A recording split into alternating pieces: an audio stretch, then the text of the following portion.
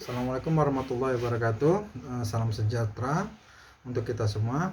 Perkenalkan, nama saya Muhammad Alif. Saya merupakan dosen program studi ilmu komunikasi Fakultas Ilmu Sosial dan Ilmu Politik Universitas Lambung Mangkurat di Kalimantan Selatan.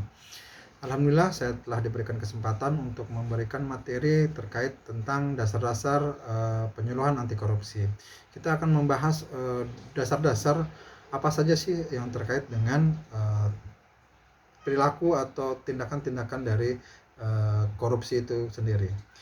Yang pertama adalah korupsi itu sendiri lahir dari kata bahasa Latin yang yakni corruptio. Kalau dari kata kerjanya adalah corrumpere, yang artinya bermakna busuk atau rusak atau menggoyahkan, memutarbalikkan atau kegiatan menyogok. Menurut Jeremy Pope, ada dua korupsi itu biasanya melibatkan dua aktor. Yang pertama adalah pemerintah dan sektor swasta, dan pastinya masyarakat sipil itu akan menjadi korban dari kegiatan tindak pidana korupsi.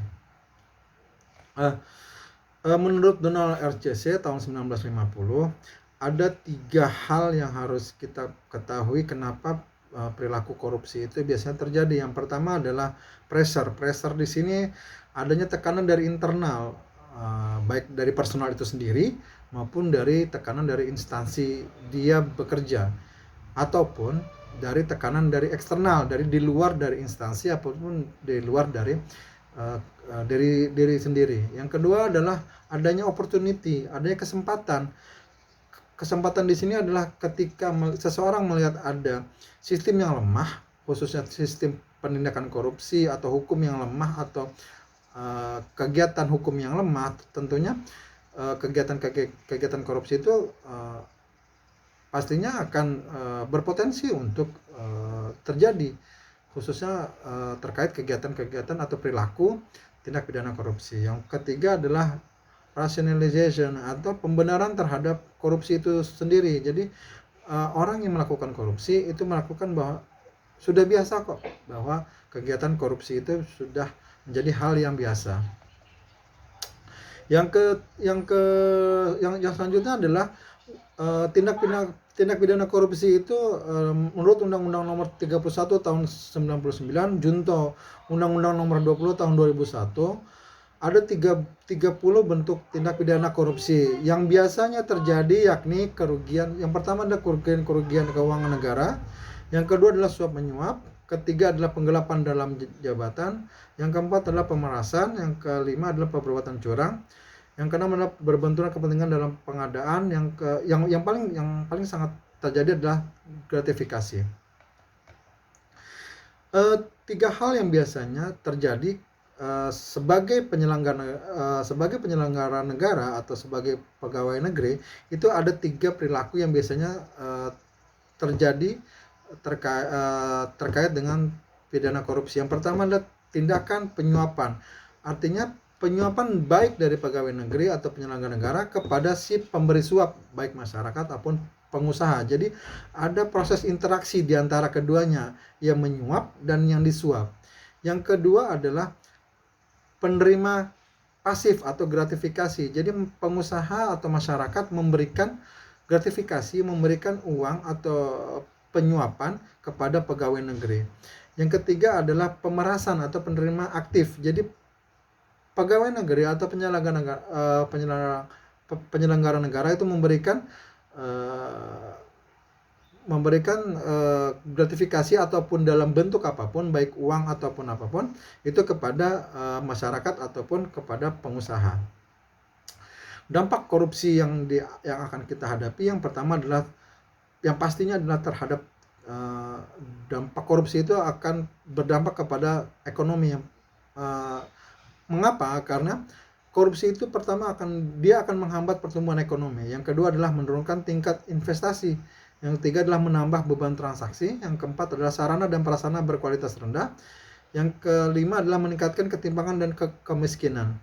Lalu dampak korupsi selanjutnya adalah berdampak kepada budaya, yakni berpengaruh buruk kepada perilaku masyarakat yang mungkin akan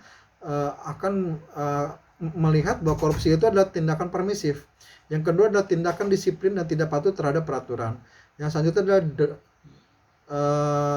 dampak lain itu yang pasti adalah menurunkan tingkat kebahagiaan dari masyarakat. Nah, ketika dampak ini akan berdampak kepada biaya-biaya sosial yang harus kita bebankan kepada masyarakat itu sendiri. Apa sih biaya sosial korupsi itu? Yang pertama adalah biaya eksplisit, yakni nilai finansial dari uang yang dikorupsi. Yang kedua adalah biaya antisipasi atau social cost atau reformasi birokrasi.